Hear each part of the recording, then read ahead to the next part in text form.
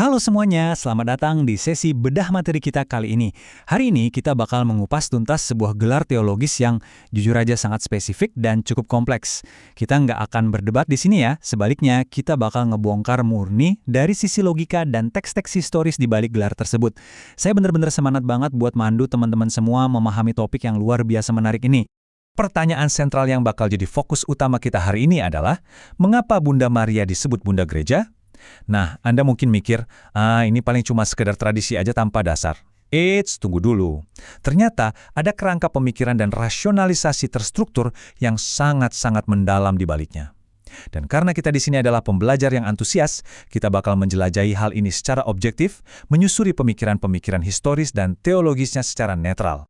Oke, biar gampang, mari kita lihat peta jalannya. Kita punya 5 poin utama nih. Pertama, pertanyaan sentral. Kedua, 5 alasan teologis. Ketiga, bukti dari kitab suci. Keempat, tradisi dan magisterium. Dan yang terakhir, nah, ini yang paling menarik. Kita bakal tutup dengan sebuah perspektif yang mengejutkan.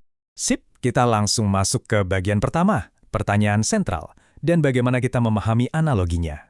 Buat benar-benar ngerti gelar ini, kita tuh harus ngeliat gimana sumber materi kita menghubungkan sejarah biologis dengan komunitas spiritual. Semuanya bermuara pada satu hal pokok, analogi kepala dan tubuh. Bayangin aja, ini adalah konsep teologis dasar di mana Kristus diposisikan sebagai kepala dari gereja dan para pengikutnya, ya orang-orangnya ini, membentuk tubuh yang terhubung secara langsung.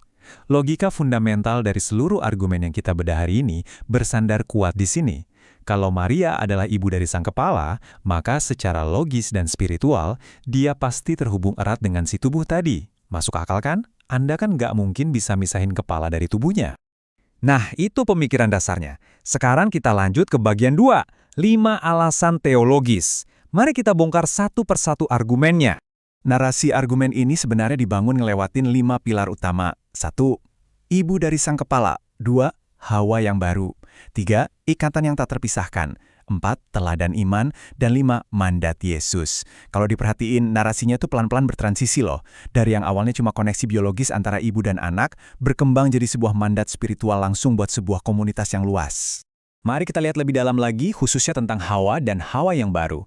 Para bapak gereja awal punya satu gagasan yang benar-benar memikat. Logika mereka begini, kalau Hawa yang pertama itu membawa maut ke dunia lewat ketidaktaatannya, maka Maria, sebagai Hawa yang baru, membawa kehidupan ke dunia dengan melahirkan Kristus. Ini filosofis banget.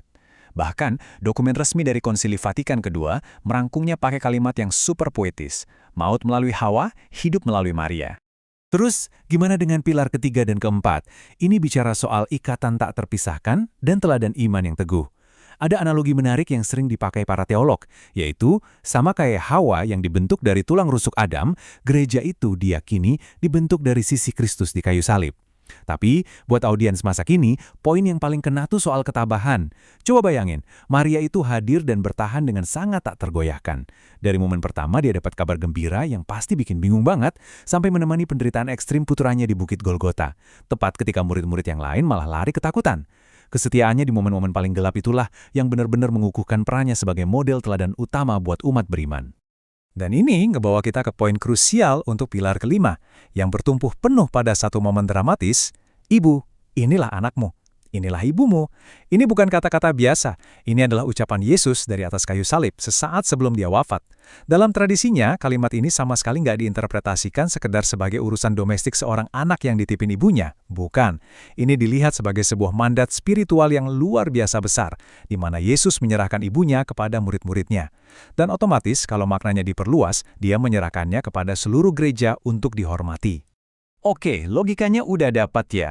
Sekarang kita masuk ke bagian 3, bukti kitab suci, yang merupakan cetak biru fundamentalnya. Kenapa bukti tekstual ini penting banget? Karena sumber materi yang kita bedah ini nggak cuma asal comot satu ayat terus dilepas dari konteksnya. Nggak sama sekali. Mereka nggak bangun narasinya secara utuh melintasi berbagai kitab. Mulai dari mandat di kayu salib di Injil Yohanes pasal 19 tadi, terus ada gambaran tentang perempuan di kitab Wahyu pasal 12, yang keturunannya secara spesifik didefinisikan sebagai pengikut Kristus, belum lagi perannya saat memohon pertolongan di momen perkawinan di Kana, dan pastinya kehadiran dia di kisah para rasul saat peristiwa Pentakosta. Dia ikut berdoa bareng para rasul di detik-detik kelahiran gereja itu sendiri. Jadi fondasi tekstualnya tuh nyambung dari awal sampai akhir. Menarik kan? Kita lanjut ke bagian 4, tradisi dan magisterium atau bisa dibilang atap sejarah dari konsep ini. Kalau Anda mikir gelar teologis ini cuma penemuan atau inovasi modern, wah Anda salah besar. Ide ini tuh udah tumbuh secara konsisten sejak abad ketiga. Coba lihat runtutannya. Tokoh kayak Origen di tahun 244 Masehi aja udah nulis kalau setiap orang yang dibaptis itu hidup dengan Kristus di dalamnya, yang otomatis bikin gelar ibu itu juga berlaku buat mereka.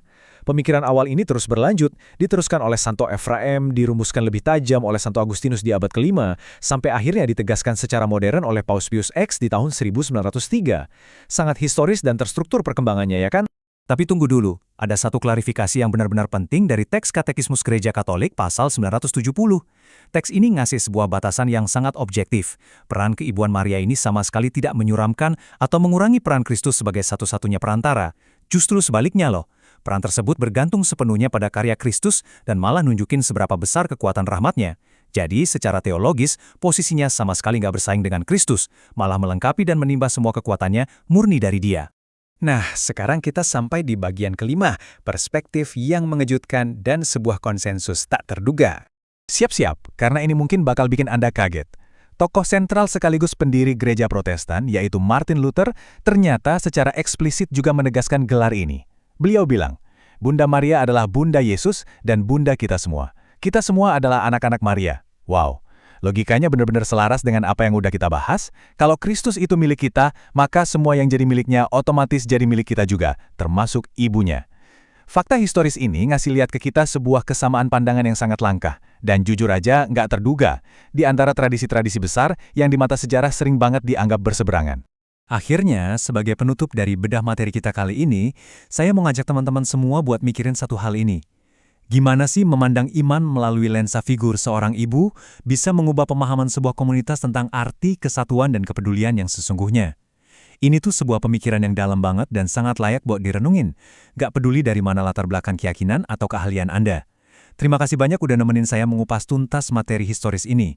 Tetap kritis, terus pelihara rasa ingin tahu Anda, dan sampai jumpa di pembahasan seru kita yang berikutnya.